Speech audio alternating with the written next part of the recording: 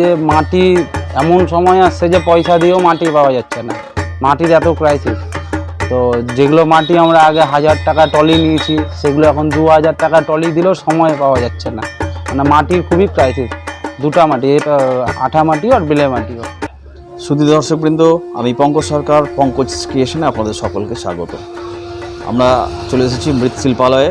এখন কাজের ব্যস্ততা তুঙ্গে, আর কিছুদিন পরেই বাঙালির শ্রেষ্ঠ উৎসব দুর্গাপুজো। শিল্পালয়গুলিতে এখন চলছে কাজের ব্যস্ততা। আমরা এসেছি এখন কুশ ঘোষের কারখানায়।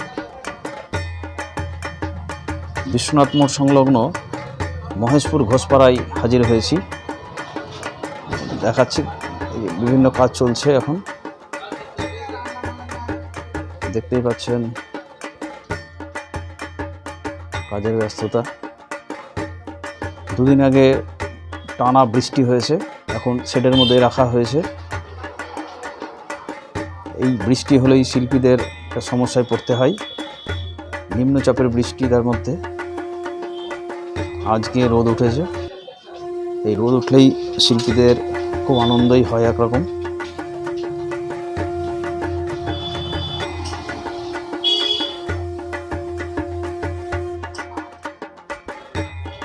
দেখতে পাচ্ছেন কাজ চলছে এখন, চারিদিকে কাজের ব্যস্ততা।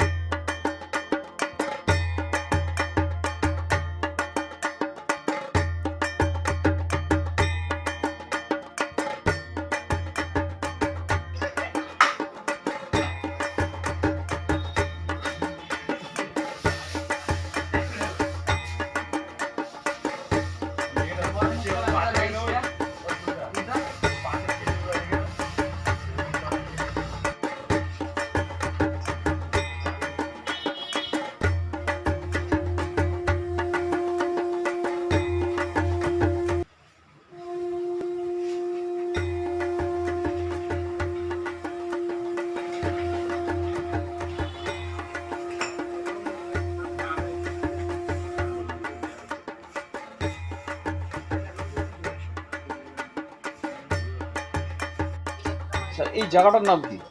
এই জায়গাটার নাম মহেশপুর ঘোষপাড়া। আচ্ছা, এখানে কতজন শিল্পী আছেন? এখানে আমার কাছে টোটালে 5 জন কাজ করছে। 5 জন কাজ করছে। হ্যাঁ, তোমার নাম কি? আমার নাম কুশ ঘোষ। এখানে তোমার এই মৃৎশিল্পে কিভাবে আসা? এই মৃৎশিল্পীতে আসা বলতে ছোট থেকেই মানে কাজটাকে প্রচণ্ড ভালোবাসতাম, এবং তারপরে হচ্ছে হারুদা আছে আমাদের এখানে, কারখানা করলে 2013 সালে। এমনি সবার কাছে যেতাম, টুকটাক থাকতাম, মানে কেউ মানে সুযোগ দিত না যে কাজে আয় কিংবা কাজ কর আমার কাছে, কিন্তু এরকমটা এখনও কিছু না। হারুদা 2013 সালে কারখানা খুলে হারুদার কাছে যাই, এবং হারুদার কাছেই কাজের সূচনা আমার ওখানে। হারুদাই ঠাকুরের কাজের লাইনে এনেছিল, হারুদার কাছ থেকেই ফার্স্ট কাজ শুরু করেছিলাম। এখন এবার কতগুলো কাজের অর্ডার পেয়েছো? এবছর আমার কাছে 9খানা দুর্গা আছে, 9টা দুর্গা আছে। নিজে থেকে কাজ শুরু করেছো কত বছর থেকে? হ্যাঁ, গত বছর আমি নিজে কারখানা খুলি, মানে গত বছর কারখানা খুলি। তার আগে আমি গোল্ডেন স্টার ক্লাব টুকাইয়ের ওখানে কাজ করতাম, মানে 4-5 বছর সিজন ওখানে করেছি। করে তারপর আমি নিজে গত বছর থেকে কারখানা খুলি এখানে। এবার প্রতিমা কোথায় কোথায় যাচ্ছে? এবার আমার প্রতিমা যাচ্ছে মঙ্গলবাড়ি, বাঁচামারি, তারপর হচ্ছে সাধনা সংঘ, গাদুয়ারমোড় মিলন সংঘ, তারপর হচ্ছে যুবক সংঘ, মহিলা সমিতি, আর যেগুলো আছে সবগুলো বাড়ির সাবেক প্রতিমা আছে, ছোটো ছোটো 1 চালির মধ্যে। এখন তো বাজার অনেক অগ্নিমূল্য, সেই জায়গায় দাঁড়িয়ে হ্যাঁ, তোমাদের কি দাম পাওয়া যাচ্ছে প্রতিমার? দাম বলতে কি অ্যাকচুয়ালি যে মাটি এমন সময় আসছে যে পয়সা দিয়েও মাটি পাওয়া যাচ্ছে না, মাটির এত ক্রাইসিস। তো যেগুলো মাটি আমরা আগে 1000 টাকা টলি নিয়েছি, সেগুলো এখন 2000 টাকা টলি দিলেও সময় পাওয়া যাচ্ছে না, মানে মাটির খুবই ক্রাইসিস।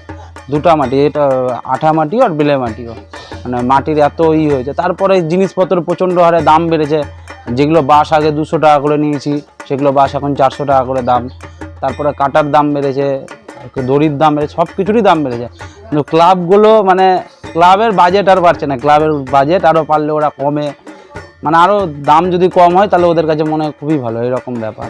এই যে বাজারে দাম বেড়েছে সব কিছু জিনিসেরই, তো সেই জায়গায় দাঁড়িয়ে কি প্রতিমা তৈরিতে লাভ হচ্ছে? লাভ বলতে কি অ্যাকচুয়ালি মানে যেহেতু শিল্পী লাইনটাকে ভালোবাসি, শিল্পী জগৎটাকে, শিল্পী লাইনটাকে ধরে রাখার জন্যই কাজ করা, আদার্স আর কোনো কিছুই না, মানে কোনো রকমে চলে যাচ্ছে আর কি। মানে আর তাছাড়া কি নতুন করে কোনো প্রজন্ম তৈরি হচ্ছে না তো এই শিল্পী লাইনে, নতুন করে শিল্পী কোনো আসছে না, কেউ এগিয়ে কেমন করে আসবে? কেননা আমাদের এই লাইনটা এমন একটা কাজ, মানে বছরে মাত্র 4টা মাস কাজ হচ্ছে, মানে যেগুলো হয়, তারপরে আর কোনো সেরকম কাজের কোনো নাই, তারপরে কাজের আর কোনো অতটাই নাই, গুরুত্ব নাই, কোনো কিছু নাই। নতুন করে কোনো ছেলে পেলে আসছে না, তার জন্য কাজের লোকেরও অভাব হয়ে যাচ্ছে, মাটিরও অভাব, জিনিসপত্রের দাম বাড়ছে, না এরকম একটা ব্যাপার হয়ে গেছে। কিন্তু কাজটা শিল্পী জগৎটাকে ভালোবাসি, শিল্পী লাইনটাকে ছোট থেকে করে আসছি, সেই কারণেই শিল্পীর কাজটা অ্যাকচুয়ালি করা, এই কাজটা করা।